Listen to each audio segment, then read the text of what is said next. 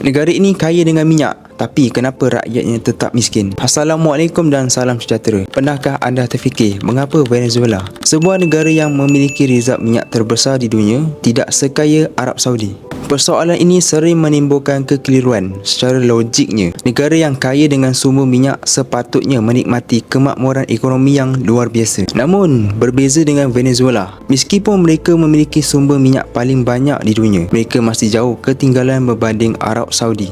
Kejap. Sebelum kita borak lebih panjang, jangan lupa tekan butang like dan subscribe supaya kami boleh buat lebih banyak video berkenaan pasaran untuk anda. Jumlah kekayaan mereka terbukti dengan isu antara Amerika Syarikat, AS dan Venezuela yang menjadi perhatian dunia sekarang, sehingga Venezuela diserang oleh tentera AS dan Presiden Nicolas Maduro ditahan kerana AS mahu menguasai sumber minyak sepenuhnya di Venezuela. Bagaimanapun, realiti pahitnya ialah Venezuela hari ini bergelut dengan krisis ekonomi, inflasi melampau dan kemiskinan tega dalam kalangan rakyat, meskipun mereka menetap di negara yang memiliki khazanah minyak terbesar dunia. Berita konflik geopolitik seperti ini biasanya sangat sensitif dengan pergerakan harga emas. Jadi buat peminat emas atau ZAR USD, kini intraday label sudah rilis t-shirt keluaran terbaru yang membuatkan anda nampak lebih handsome. Jom dapatkan dengan tekan pada link description di bawah. Hakikatnya, kekayaan sesebuah negara tidak hanya diukur berdasarkan jumlah rezerv yang tersimpan di dalam bumi, tetapi ia bergantung kepada keupayaan untuk mengekstrasi, memproses dan menjual sumber tersebut secara konsisten dan cekap. Sebagai contoh, Arab Saudi dilihat mampu menghasilkan jutaan tong minyak setiap hari dengan anggaran kos yang lebih rendah kerana kualiti minyak mereka lebih ringan dan mudah diproses. Sebaliknya, minyak dari Venezuela pula kebanyakannya lebih berat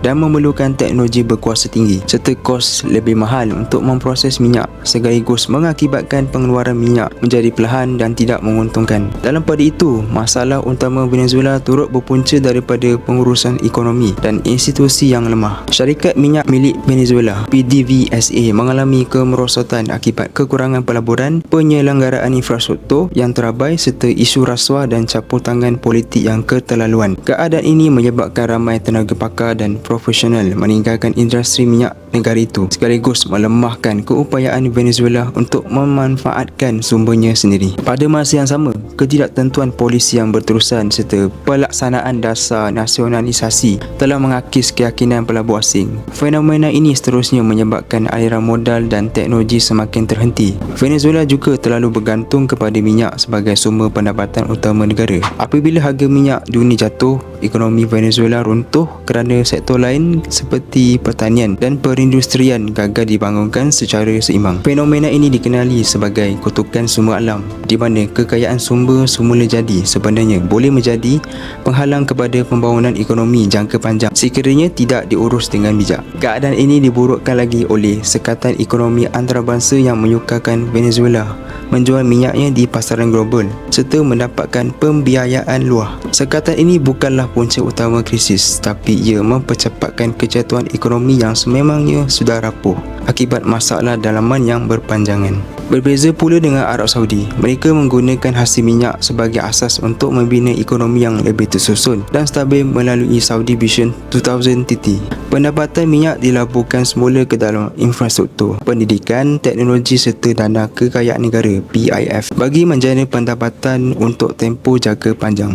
Di samping itu, kestabilan politik dan hubungan geopolitik yang kukuh membolehkan Arab Saudi mengekalkan kedudukan strategiknya dalam pasaran tenaga global.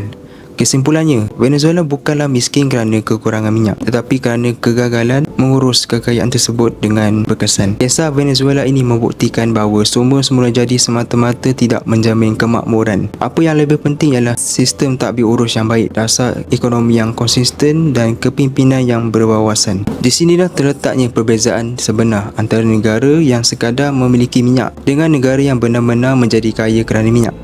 Nak tahu lebih banyak mengenai pasaran kewangan? Layari intraday.my.